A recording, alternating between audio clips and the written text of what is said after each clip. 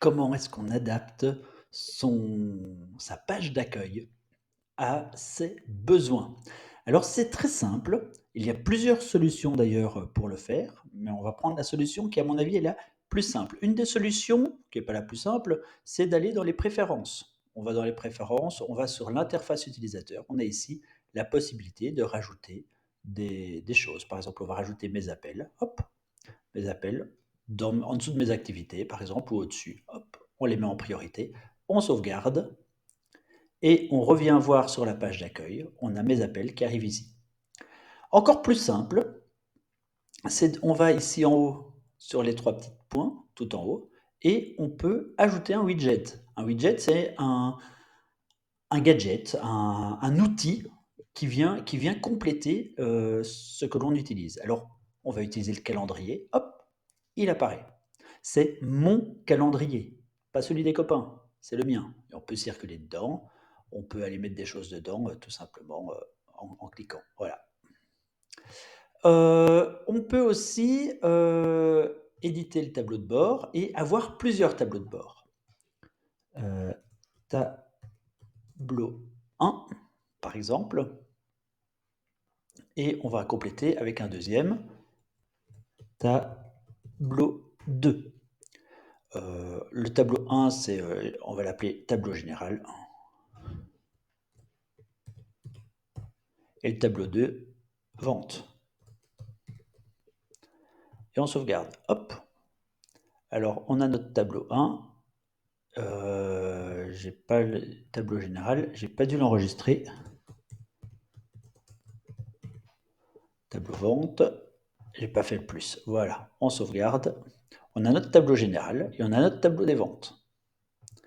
Alors, vous voyez que le tableau des ventes, par exemple, on n'a rien. Alors, les activités, c'est l'activité du calendrier. Hein, on retrouve les activités qui sont là.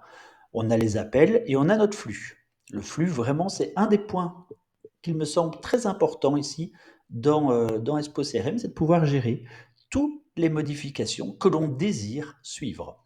Alors, dans le tableau des ventes, eh ben, on fait pareil. On fait les trois petits trains, trois petits points.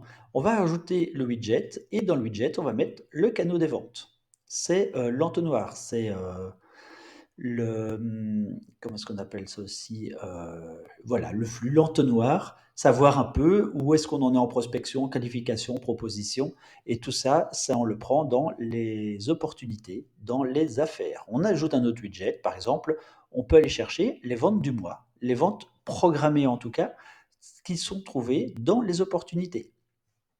Voilà, ça permet d'avoir un tableau de suivi de son activité. Si on désire le rafraîchir parce que les données ont évolué, avoir des options sur lui, on va voir. Le filtre en cours, eh ben, on peut aller chercher sur la quinzaine, on peut aller chercher sur le mois. On peut vraiment l'adapter à ses besoins. Lui aussi, on peut aller l'adapter à ses besoins. On peut aller chercher sur la quinzaine. Pouf, paf, boum. Qu'est-ce qu'on a d'autre? Ajouter un widget. Qu'est-ce qu'il y a on peut aller ajouter les opportunités par étape. Hop, on le prend, on le glisse, parce que l'avoir on peut ajouter, voilà. Il y a plein de widgets qui sont là, qui sont disponibles, qui sont proposés et qui sont surtout utiles. On peut se faire aussi, pourquoi pas, un tableau de bord. On va en rajouter un. Email, le petit plus, et on sauvegarde. On a notre tableau de bord email, et là, eh ben, on peut aussi ajouter des widgets d'email. Alors, où est-ce que c'est? Ma boîte de réception, par exemple. Hop, il est là. Et j'ai les différents emails de ma boîte de réception. Il y a une vidéo qui arrive qui va montrer comment on paramètre son CRM pour avoir tous ces emails. Voilà, donc on peut compléter, on peut avoir autant de tableaux de bord qu'on veut, on peut avoir des tailles que l'on désire. C'est vraiment, on le fait comme on veut. Vous voyez, on a des options partout, on peut changer.